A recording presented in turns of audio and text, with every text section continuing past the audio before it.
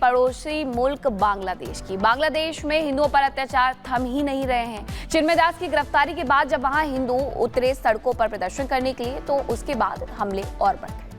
हमले लगातार हो रहे हैं और इन हमलों को देखते हुए अब भारत में भी आवाज बुलंद की जा रही है। भारत में बांग्लादेश में जो अल्पसंख्यक हिंदू हैं उनको लेकर न सिर्फ आवाज बुलंद की जा रही है, बल्कि संघ ने भी अब मोर्चा संभाल लिया है। देखिए रिपोर्ट।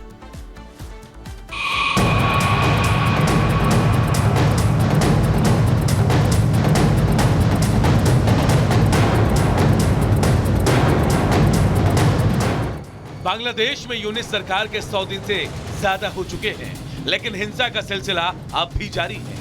पहले शेख हसीना के समर्थकों को मारा गया और अब निशाने पर हैं बांग्लादेश के हिंदू।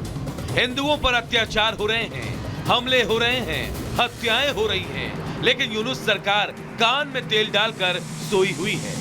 ये वही मोहम्मद यूनुस हैं जो हिंसा रोकने का दावा करके बंगाल के अंतरिम सरकार के मुखिया बने थे, लेकिन जिस तरह से कट्टरपंथी ताकतें फंड फैला रहे हैं वो चिंताजनक है। बांग्लादेश में हो रहे हिंदुओं की हत्या और अत्याचार को लेकर भारत में भी प्रदर्शन हो रहे हैं। यूनिस सरकार चला नहीं पा रही है और उससे देश संभल नहीं रहा है। उनको तुरंत उस सरकार के लोगों को इस्तीफा दे देना चाहिए और वहां के हिंदुओं को सड़कों पे उतरना चाहिए। हिंदुओं के खिलाफ हो रही अत्याचार से निश्चित है कि वो भारत की ऊपर भी उंगली उठाई जा रही है और भारत के हिंदुओं को भी एक प्रकार का चैलेंज है। उससे निपटने का यही उपाय है। हर हाल में हम सब हिंदुओं को एक होना पड़ेगा, भारत में भी और वहां पर। बांग्लादेश में हिंदुओं पर हमले और इस्कॉन पुजारी की गिरफ्तारी को लेकर विरोध प्रदर्शन हो रहा है। बंगाल से लेकर तेलंगाना तक हिंदू संगठनों ने केंद्र सरकार से दखल देने की मांग की। इतना ही नहीं, हिंदू संगठनों ने अमेरिका से भी वादा निभाने की बात कही है। बांग्लादेश में हिंदुओं और मंदिरों पर हमले अभी तक जारी हैं और जिस प्रकार से जमातियों के साथ मोहम्मद यूनुस की गुप्त बैठक हुई, इससे ऐसा प्रतीत होता है कि बांग्लादेश के कट्टरपंथी और जमाती सब मिल करके हिंदुओं और मंदिरों को निशाना बना रहे हैं। हिंदू बहु बेटियों का इज्जत संकट में है। मांग है, अमेरिका के राष्ट्रपति ट्रंप ने वादा किया था कि बांग्लादेश में हो रहे अत्याचार के खिलाफ वो कदम उठाएंगे, तो अब इस समय आ गया है, कृपया वो इस पर एक्शन लें। वहीं बांग्लादेश में इस्कॉन के पुजारियों की गिरफ्तारियों के विरोध में पूरी दुनिया के इस्कॉन अनुयायियों के एकजुट होने की अपील की गई है। आज यानी 1 दिसंबर को सभी अनुयायियों से एकजुट होकर प्रार्थना और जप करने की अपील की गई है। इस्कॉन कोलकाता के प्रवक्ता राधा रमन दास ने एक्स पर लिखा,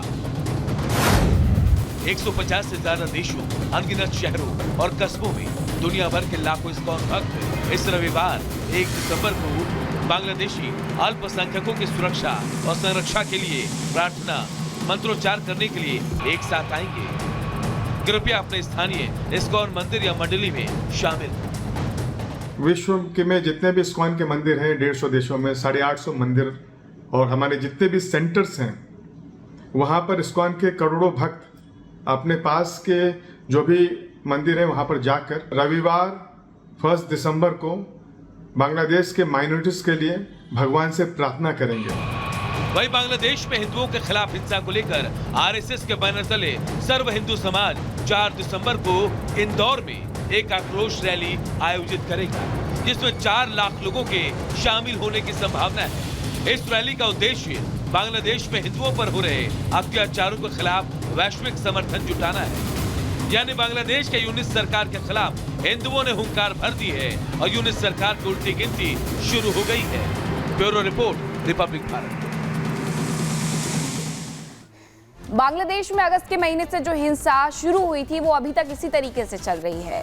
जिस तरीके से वहां चिन्मयदास की गिरफ्तारी होती है और चिन्मयदास की गिरफ्तारी के बाद भी हिंदुओं पर हमले होते हैं, वो तस्वीरें पूरी दुनिया ने देखी है।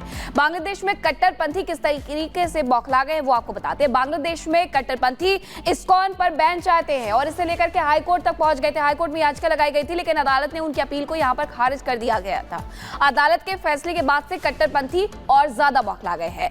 शुक्रवार को जुम्मे की नमाज के बाद कट्टरपंथी एकजुट हुए कई शहरों में इस्कॉन मंदिर के खिलाफ, उसके बाद उनके द्वारा प्रदर्शन किया जाता है। कट्टरपंथी लगातार इस्कॉन पर प्रतिबंध की मांग कर रहे हैं। सबसे बड़े प्रदर्शन राजधानी ढाका और चटगांव में हुए। चटगांव से ही गिरफ्तारी हुई थी और चटगांव में हिंदू मंदिरों को भी निशाना बनाया जा रहा है।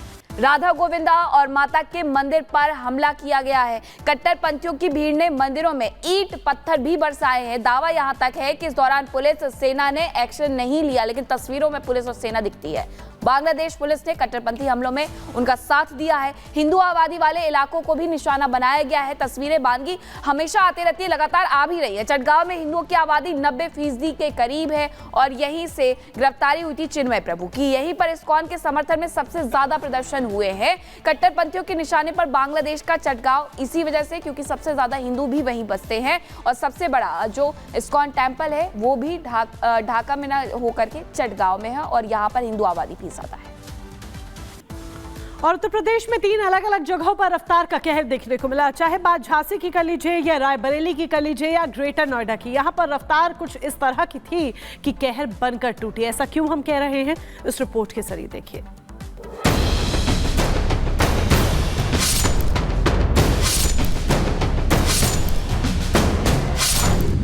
झांसी में कार ने दूसरी कार और बाइक को मारी टक्कर।